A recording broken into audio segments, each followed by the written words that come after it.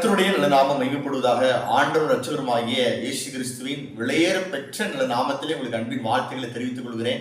இந்த நல்ல நாளில் கூட ஆண்டவர் உங்களோட கூட பேசுவாராக, உங்களுக்கு வேண்டிய வார்த்தைகளை அவர் கொடுப்பாராக. நான் உங்களுக்கு ஒரு வசனத்தை வாசிக்கிறேன். 1 பேதுரு புஸ்தகம் 5ஆம் அதிகாரம் 2 மற்றும் 4 வசனங்களை நான் உங்களுக்காக வாசிக்கிறேன். உங்களிடத்தில் உள்ள இதனுடைய மந்தையை நீங்கள் மேய்த்து கட்டாயமாய் அல்ல, மனப்பூர்வமாயும் அவலட்சணமான ஆதாயத்துக்காக அல்ல, உற்சாக மனதோடும் அப்படி செய்தால் பிரதான மேய்ப்பர் வெளிப்படும் போது மகிமையுள்ள வாடாத கிரீடத்தை பெறுவீர்கள். இதனால நாளில் கூட ஒரு மேய்ப்பனின் குணதிசயத்தை நாம் தியானிக்க போகிறோம். ஒரு மேய்ப்பன், பிரதான மேய்ப்பன் தரக்கூடிய பரிசை நாம் தியானிக்க போகிறோம். அப்போஸ்தலனான பேதுரு சபையை மேய்க்கக்கூடிய மேய்ப்பர்களுக்கு அறிவுரையை சொல்லுகிறார். கர்த்தருடைய சபையை கட்டாயமாய் அல்ல, மனப்பூர்வமாய் மேய்க்க வேண்டும் என்று சொல்லி மந்தையை மேய்க்கக்கூடிய சபையை மேய்க்கக்கூடிய சபை ஊழியர்களுக்கு பேதுரு ஆலோசனையை சொல்லுகிறார். அன்றாய் இயேசு சொல்லுகிறார், இந்த கல்லின் மேல் சபையை கட்டுவேன், பாதாளத்தின் வாசல்கள் இதை மேற்கொள்வது இல்லை என்று சொல்லி அன்றாய் இயேசு சொல்லுகிறார். அன்றாய் இயேசு தம்முடைய சுய ரத்தத்தை சிந்தி சம்பாதிச்சதுதான் சபை.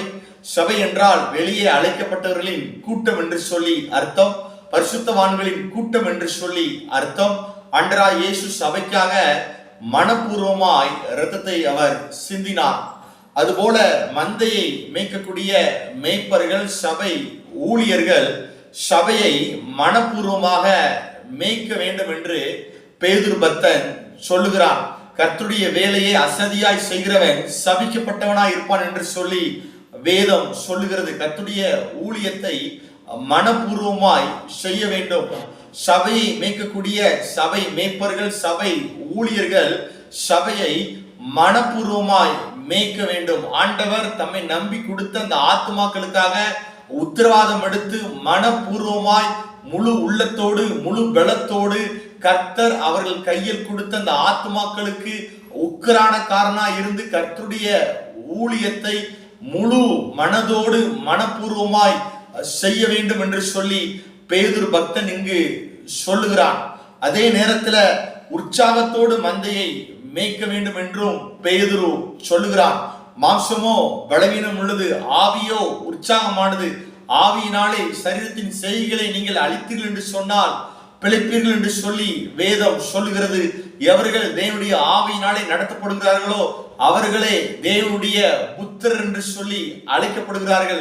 பரிசுத்தாவியின் பலத்தோடு, ஆவியின் பலனோடு, அரண்களை நிர்மலமாக்குகிற பலத்தோடு கர்த்தருடைய ஊழியத்தை உற்சாகமாய் செய்ய வேண்டும். இப்படி அவர்கள் ஊழியம் செய்தால் பிரதான மேய்ப்பன் வெளிப்படும் போது வாடாத மகிமையான கிரீடத்தை தம்முடைய மேய்ப்பர்களுக்கு ஆண்டவராகிய இயேசு கொடுக்க அவர் உண்மையுள்ளவராய் இருக்கிறார். அவருடைய நாமத்தின் நிமித்தம் படுகிற பிரயாசங்களை அவர் மறந்து போவதற்கு அவர் அநீதி உள்ளவர் அல்ல, நீதி உள்ளவர். நீதியின் தேவன் தாமே சபையை மேய்க்கிற ஒவ்வொரு மேய்ப்பர்களுக்கும், ஆத்மாக்களுக்காக உத்தரவாதம் எடுக்கிற ஒவ்வொரு ஊழியர்களுக்கும், ஒவ்வொரு சபையின் தலைவருக்கும் வாடாத மகிமையான நித்திய கிரீடத்தை ஆண்டவர் உங்களுக்கு பரிசாய் கொடுப்பாராக. ஆண்டவர் தாமே சபை மேய்ப்பர்களை ஆசீர்வதிப்பாராக.